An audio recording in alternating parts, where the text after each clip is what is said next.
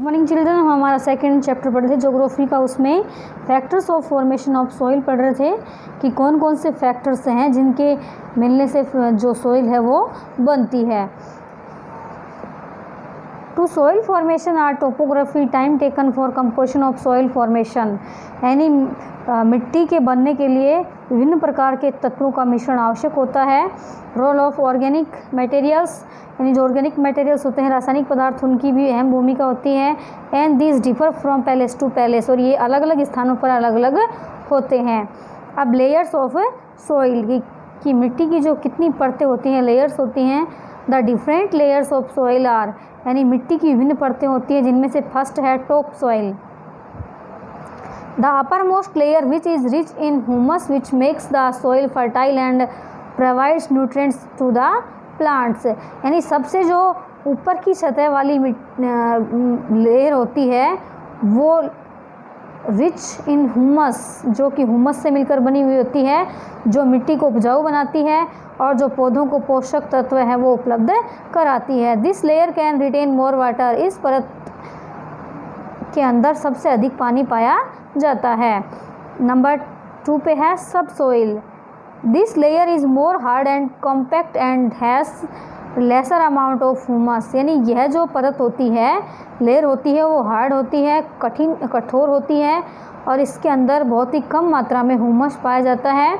It contains more of sand, silt and clay, इसके अंदर बहुत ज़्यादा सैंड, सिल्ट और क्ले पाई जाती है। नंबर 3 पे weathered rock. It contains small pieces of rocks, इसके अंदर छोटे छोटे टुकड़ों में रॉक्स पाई जाती हैं। नंबर 4 पे unweathered parent rock. Below the weathered rock there is a layer of hard rock called the bed rock, जिसको हम बेड रॉक भी कहते हैं, यानी कि वेदर्ड रॉक के नीचे एक और कठोर परत होती है जिसको हम बेड रॉक भी कहते हैं। अब टाइप्स ऑफ सॉइल, मिट्टी के प्रकार कौन कौन से होते हैं। सबसे पहले है alluvial soil.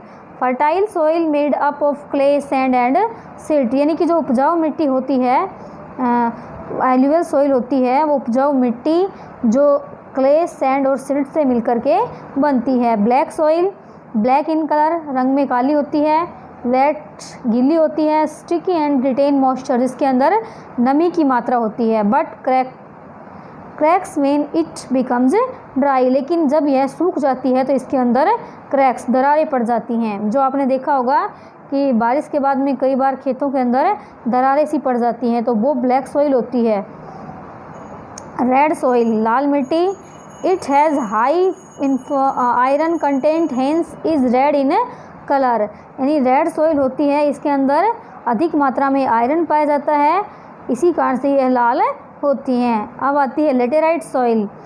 It is porous brown soil and is less fertile, यानी यह ब्राउन सॉइल यानी भूरे रंग की छिद्रों वाली मिट्टी होती है जिसके अंदर बहुत ही कम उपजाऊपन होता है। Desert soil.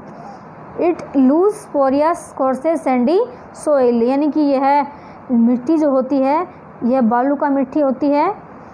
Mountain soil. It is brown soil with good texture and is rich is humus, यानी कि यह अच्छी मिट्टी होती है, ब्राउन सॉइल होती है जिसके अंदर ह्यूमस की मात्रा अधिक पाई जाती है। इट इज़ वेरी फर्टाइल, और यह उपजाऊ भी होती है।